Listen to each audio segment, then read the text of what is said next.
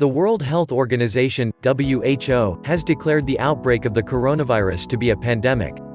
The Swedish Public Health Agency urges people with symptoms to avoid contact with other persons so as not to infect others.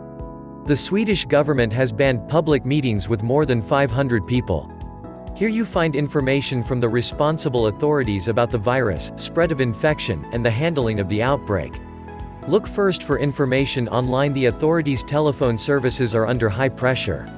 You should primarily search for information on this website where you will find official and verified information from the authorities handling the outbreak of the coronavirus.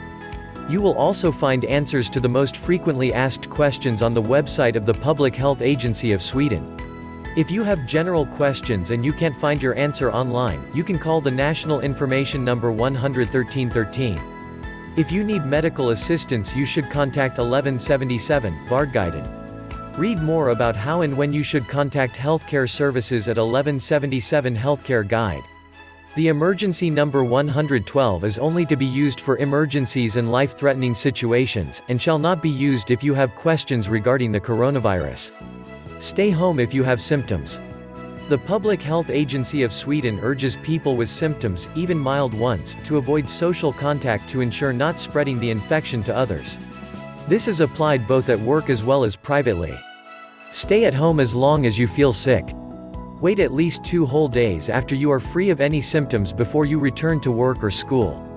If you are working with an elderly care, it is of extra importance that you are not going to work if you have any symptoms of respiratory infection. As next of kin, you should avoid unnecessary visits to hospitals or retirement homes, and never visit if you have a respiratory infection. Very high risk of spread in Sweden. According to the Public Health Agency of Sweden, there are numerous signs of the spread of the coronavirus within the society in the Stockholm and the Västra Götaland regions. At present, the agency sees no general spread of the disease in the rest of the country, but the level of risk has been raised to very high risk of spread in Sweden. Several cases of COVID-19 have been confirmed in Sweden.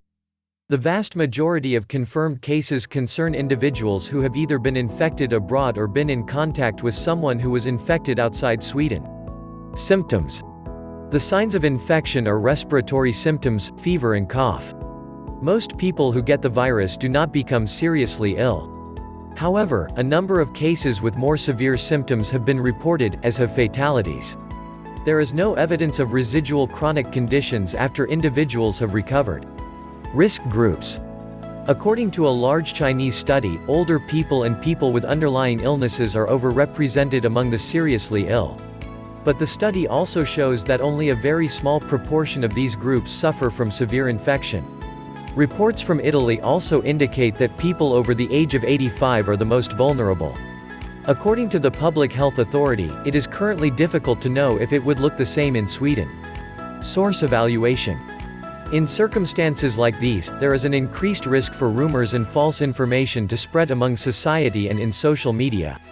Because of that, it is important to have a critical mindset and to always control that the information you have is validated through several sources, preferably both from media, authorities and at krisinformation.se, which is the authorities' common webpage addressed to the public, where you will find official and verified information from the authorities in charge. A good source evaluation tip is to always ask yourself these 6 classic questions: what, when, where, how, who, and why.